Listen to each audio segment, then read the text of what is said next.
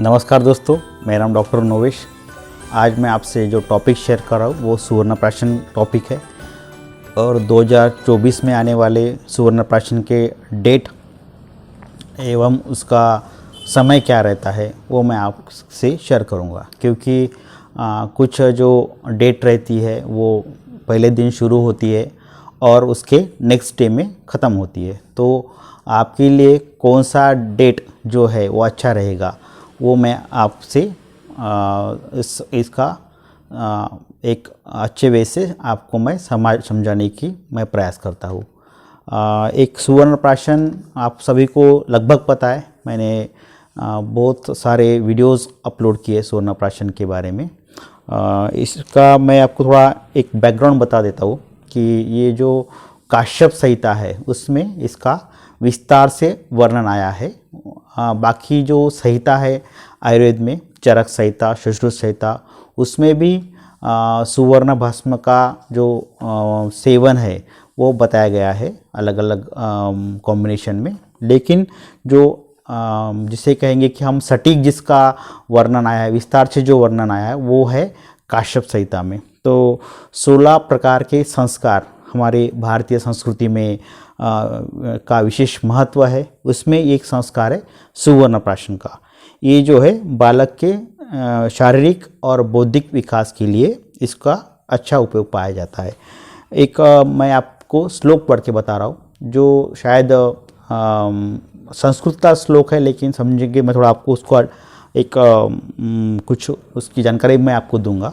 तो श्लोक है, विघृष्य धौते दृश्यदि प्राग्मुखी लघुना अम्बुना आमत्य मधुसर्पिभ्यां लेह एत कनकम शिशुम सुवर्ण प्राशनम हेतन मेधाग्नि बलवर्धनम आयुष्य मंगलम पुण्यम वर्ण्य ग्रहापहम मासात परम मेधावी व्याधि भी न घृष्यति षडभिर्मासे श्रुतधरम सुवर्ण प्राशनाद भवेत। काश्यप संहिता सूत्र है ये, पृष्ठ 4 और 5 का।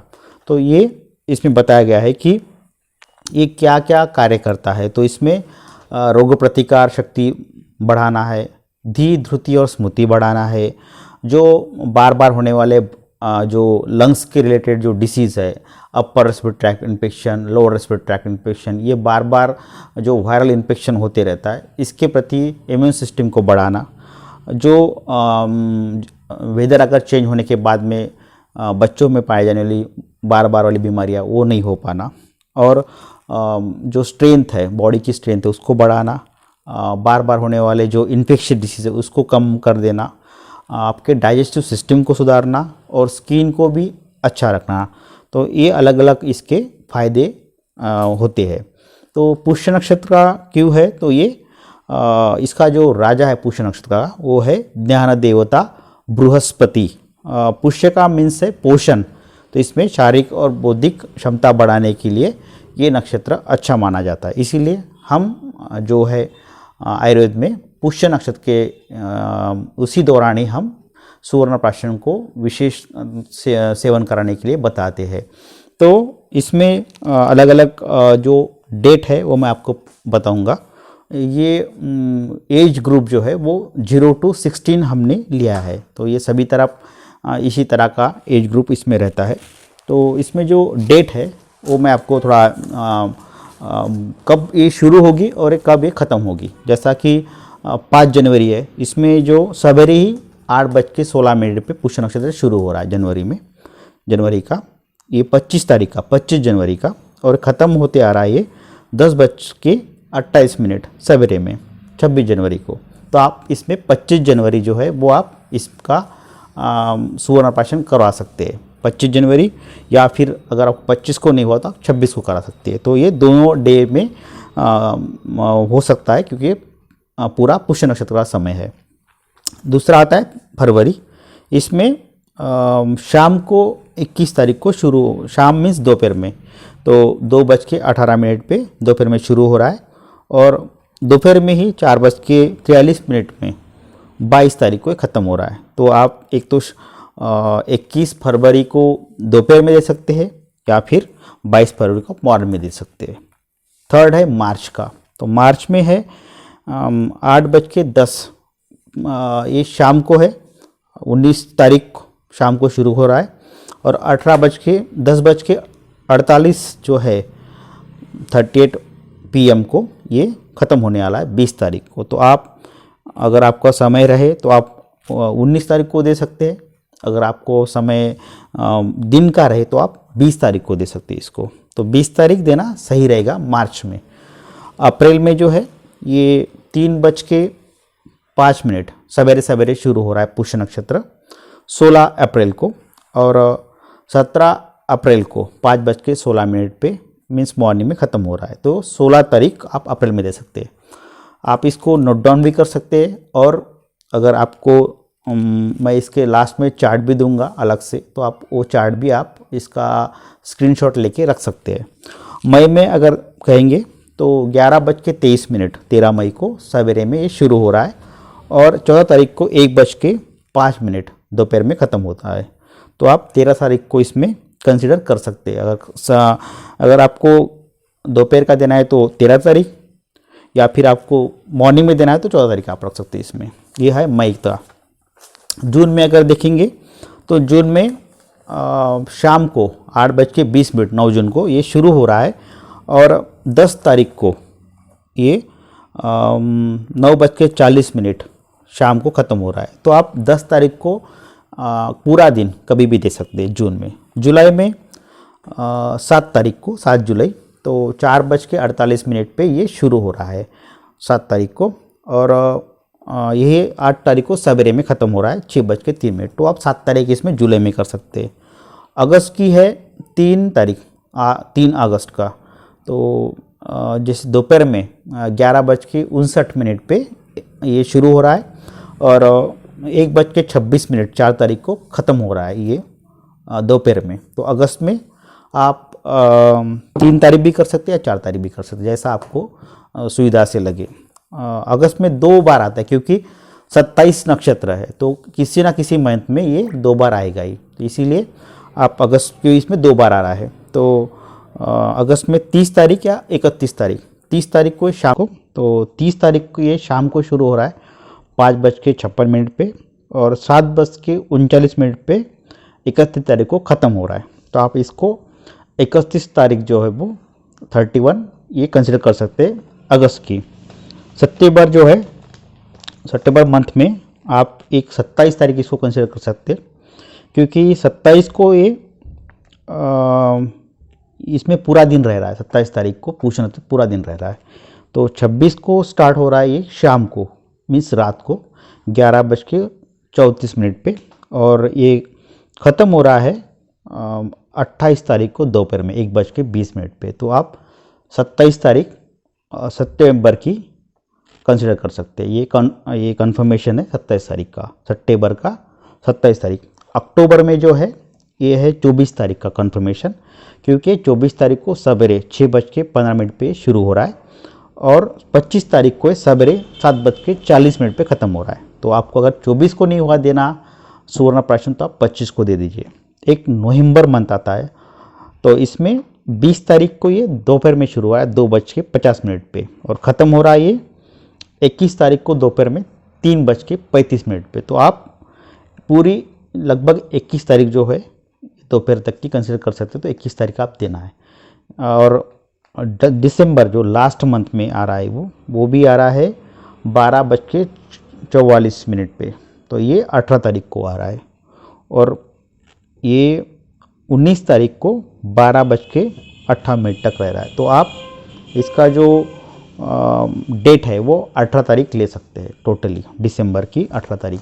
तो ये सभी डेट्स है। ये टाइमिंग मैंने आपको जो बताया है कि कब शुरू हो रहा है कब ख़त्म हो रहा है, ये बताया है। इससे आपको थोड़ी सहूलियत रहती है कि आपको फर्स्ट डे देना है या सेकंड डे देना है। अगर आपका किसी कारण से स्किप हो जाता है तो आप उसको नेक्स्ट डे में, मैंने जो आपको अभी टाइमिंग बताया उसमें दे सकते हैं आप। तो इसमें पुष्य नक्षत्र का समय है, और ये जो टाइमिंग है जो सवेरे में रहेगा या शाम को दोपहर में, तो आपके कुछ जॉब ओरिएंटेड रहते हैं या किसी का ऑफिस कुछ रहता है टाइमिंग, उस तरह से आप इसको मैनेज कर सकते हैं। तो पुष्य नक्षत्र में आप आपके बच्चों को 0 to 16 ईयर के बच्चों को आप इसको देना शुरू रखिए। जिसने दिया नहीं होगा वो शुरू कर दीजिए, जो दे रहे वो कंटिन्यूएशन में रहिए। ये आपको 0 to 16 ईयर के बच्चों में देना है। अच्छा रहता है, ब्रेन के लिए अच्छा रहता है। जो मैंने आपको इसमें इसके इम्पोर्टेंस जो है अभी बताया है, वो इम्पोर्टेंस इसके है। हम खुद देख रहे हैं बच्चों का बार बार अपर रेस्पिरेटरी ट्रैक इन्फेक्शन या फिर लोअर रेस्पिरेटरी ट्रैक इन्फेक्शन ये कम हुआ है। जो बार बार बीमार हो जाते थे बच्चे, हर महीने उनको क्लिनिक में लाना पड़ता था, वो अभी कम हुआ है। ये हमने खुद ऑब्जर्व किया है। जो इनका जो आकलन शक्ति है वो बड़ी है। खुद हमें पेरेंट्स आके बोलते हैं ये सभी चीज़ें। हमें तो पता ही है कि सुवर्ण भस्म किस तरह से कार्य करता है, किस तरह वो मेद्य प्रॉपर्टीज़ है, जो ब्रेन में किस तरह से ये एक्ट होगा। ये सभी जो चीज़ें आपको गूगल पे आप डालेंगे तो आपको मिल जाएगा कि जो नैनो पार्टिकल्स है भस्म के। आप सुवर्ण मीन्स आप सुवर्ण को मेटल ना समझिए। मीन्स भस्म इज इक्वल टू मेटल, ऐसा नहीं है। वो उसमें अलग अलग प्रक्रिया रहती है मेटल्स को भस्म में कन्वर्ट करने के लिए। रसशास्त्र एक सब्जेक्ट है आयुर्वेद में, उसमें वो पूरा वर्णित है। उसमें कुक्कुट जो है पाक करवाते हैं, कुक्कुट का है जो, तो अलग अलग तरह के उसमें गोबर की जो उपखंडे है उसमें उसको जलाते हैं। उसका अलग से प्रोसीजर रहता है, पुट रहता है, पुट देना कहते हैं उसको हम।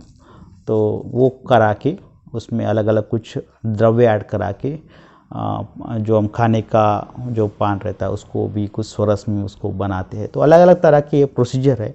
ये आप भस्म अगर डालेंगे कि किस तरह से सुवर्ण भस्म बनता है तो आप समझेगा कि वाकई में ये मेटल और सुवर्ण भस्म अलग चीज़ है। दोनों भी एक नहीं रहती है, गुणधर्म एक नहीं रहते हैं दोनों के भी। नहीं तो बहुत बार दिमाग में आता है कि ये तो फिर हानिकारक है या फिर इंजूरियस टू हेल्थ है या इंजूरियस टू लीवर, किडनी या फिर अलग अलग डाइजेस्टिव सिस्टम के लिए। ऐसा कुछ भी नहीं रहता है। इस तरह का फोबिया आप दिमाग से निकाल दीजिए। ये शास्त्र में जो लिखा गया है वो उस समय के ऋषि मुनियों ने तपश्चर्या करके और उसके ऊपर रिसर्च करके लिखा गया है। ऐसे ही कुछ भी लिख के छोड़ा गया नहीं है। ये पूरा ऑथेंटिक पूरा शास्त्र है, आयुर्वेद शास्त्र। इसीलिए आप इसके ऊपर विश्वास रख सकते हैं। और इसके जो अभी नए नए रिसर्च सामने आए हैं वो भी आप इसको गूगल में डाल के सर्च करके आप देख सकते हैं, स्टडी कर सकते हैं। इसीलिए आप इसको बिंदास्त होके आप इसको देना है आपके बच्चों को, आप शुरू कर दीजिए। इसमें जो घी रहता है वो घी सामान्य घी नहीं रहता है। वो गाय का घी में अलग अलग जो वनस्पति है, ब्राह्मी है, शंखपुष्पी है, मंडकपर्णी है, वसा, वेखंड है, ज्योतिषमती है, इस तरह के जो मेद्य द्रव्य है इसको बना के ये घी बनता है। और शहद जो है, शुद्ध शहद इसमें डालते हैं। तो ये सभी चीज़ें जो है ये इम्यूनो मॉड्यूलेटर करके काम करती है। ब्रेन को एक्टिवेट करने, ब्रेन सेल को एक्टिवेट करने में, ब्रेन को स्टिमुलेट करने में, ब्रेन की जो कार्यक्षमता बढ़ाने के लिए, जिसका धी धृति स्मृति कहा गया है। मीन्स धारणा शक्ति है। धी मीन्स बुद्धि कहते, धृति मीन्स धारणा शक्ति कहते, स्मृति मीन्स स्मरण शक्ति, जिसको हम इंटेलेक्चुअल जिसको कहेंगे कि हम रिपीटेड कितना हम उसको कर सकते हैं, स्मरण क्षमता हमारी कितनी रहती है, ये बढ़ाने के लिए ये सुवर्ण भस्म या फिर ये सुवर्ण प्राशन जो है काम में आता है। तो आप सभी इसको अच्छे से समझ के, आपके जो नज़दीक में जो आयुर्वेद फिजिशियन है उनसे आप ये अच्छे से समझ के पहले आप समझ लीजिए ये क्या चीज़ है। और उसके बाद में आप अपने जो बच्चा जो है, मेल फीमेल जो भी रहेगा, उनको उस गुड़िया को आप देना शुरू कर दीजिए। आपको फ़र्क दिखना शुरू हो जाएगा। और इसका जो है इस समय तो देना ही देना है, लेकिन आप रोज़ाना भी इसको 1 या 2 बूंद या उसके शरीर के हिसाब से, प्रकृति के हिसाब से, वात पित्त कब की प्रकृति है उसके हिसाब से इसको आप रोज़ाना भी मॉर्निंग में दे सकते हैं। ऐसा नहीं कि सिर्फ पुष्य नक्षत्र पे आपने ड्रॉप पिला दिया, ऐसा नहीं है। आप इसको रोज़ाना भी दे सकते हैं। लेकिन वो आपके जो नज़दीक के जो फिजिशियन है वो आप उनसे आप कंसल्ट करके इसको आपको शुरू करना है। खुद से बिल्कुल शुरू नहीं करना है। नहीं तो आपने बाज़ार में चले गए और उसमें ड्रॉप लिया और पिलाना शुरू कर, ऐसा नहीं करना है। आप आपके नज़दीक के जो कंसल्टेंट फिजिशियन है, आयुर्वेद के फिजिशियन है, उनके पास जाके आपको ये शुरू करना है, वो बताएंगे आपको कौन सा आपके बच्चों के लिए सूट हो रहा है ड्रॉप करके। तो उसमें डोजेज बताएंगे, क्या कितने ड्रॉप में देना है, इसका अनुपान क्या रहेगा वो बताएंगे आपको। नहीं तो बहुत बार तुरंत कोई पानी पी लेता है, गुनगुना पानी भी नहीं पीता है और सादा पानी भी, कुछ भी ठंडा पानी वो नहीं चलता है इसमें आपको जितना आप 5-10 मिनट रुक जाते ड्रॉप पिलाने के बाद वो अच्छा रहेगा। अगर पीना ही है आपको तो कुछ समय बाद में 5-10 मिनट बाद 15 मिनट बाद में गुनगुना पानी ले सकते हैं, या फिर इसके ऊपर कुछ च्यवनप्राश जो है अच्छा वाला वो आप ले सकते हैं। तो ये सभी चीज़ें इसमें आती है सुवर्ण प्राशन में। तो मुझे लगा कि मैं आपसे 2024 का कैलेंडर या फिर डेट और उसका टाइमिंग शेयर करूं, जो हर साल मैं शेयर करता हूं। इस साल भी मुझे लगा कि मैं आपको 2024 का अपडेट देता जाऊं। तो यही मेरा आज का एक छोटा सा एक प्रयास था। आप को अगर सही लगा तो मेरा वीडियोस को आप आपके दोस्त लोगों में शेयर कीजिए, इसको सब्सक्राइब कीजिए चैनल को, आपको अच्छा लगता है।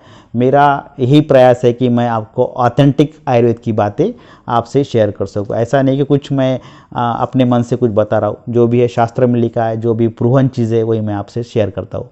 धन्यवाद। जय हिंद, जय आयुर्वेद।